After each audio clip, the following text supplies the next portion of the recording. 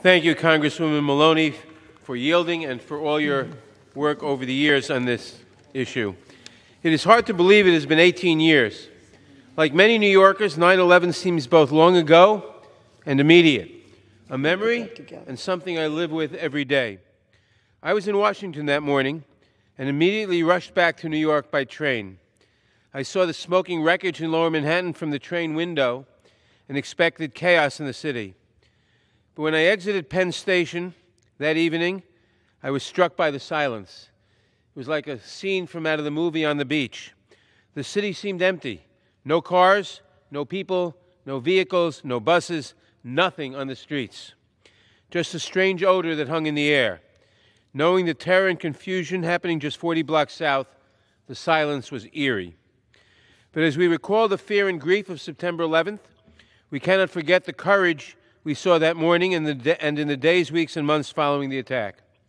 The firefighters who ran into those buildings, the police officers who searched for survivors, the co-workers who carried each other down endless stairs, the strangers on the street who guided each other to safety, the construction workers who spent months clearing debris.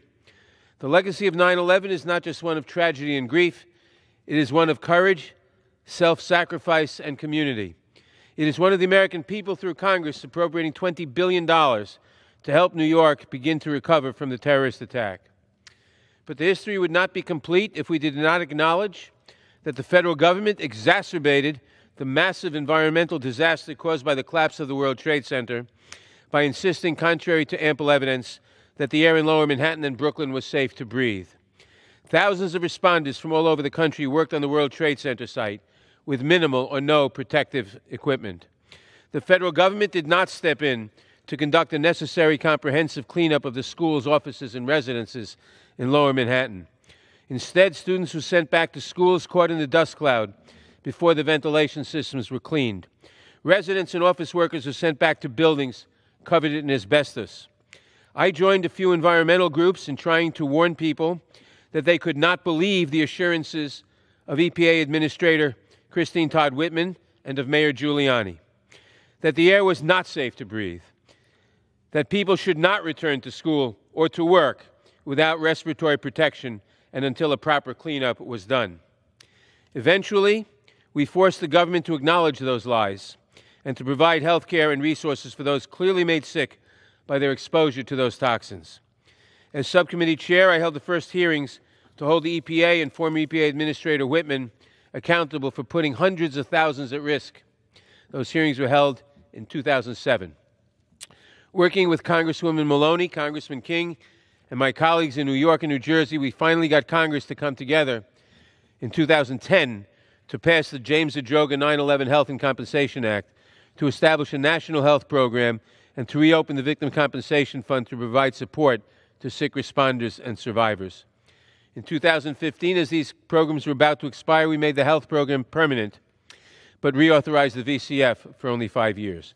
This year, as chairman of the Judiciary Committee, I was incredibly proud and moved to hold a hearing on the need for additional time and money for the VCF. We heard heartbreaking testimony from sick responders and survivors, a firefighter, an FBI agent, a former high school student, the widow of a construction worker, and the late Detective Louis Alvarez, who passed away from a 9/11-related cancer just weeks after testifying. The very next day, the committee unanimously passed a bill to make the fund permanent, to restore any cuts to past awards, and to ensure that the Victims' Compensation Fund had all the necessary funding going forward. That bill passed the full House and Senate and went straight to the President's desk, where it was signed into law. Creating the health program and the Victims' Compensation Fund and making those programs permanent count among the proudest moments of my time as a member of Congress.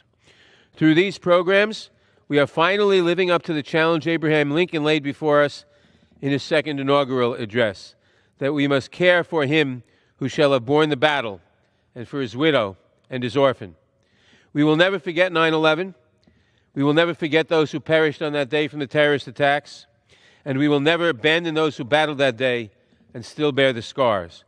Thank you again, Congresswoman Maloney, for hosting this special order hour with me, and for being such a champion for the survivors and responders over the years. And thank you to each of our colleagues who come to the floor this evening to remember those we lost. And thank you to all of our colleagues who joined us in voting for and renewing the 9/11 Health Care Act. I yield back.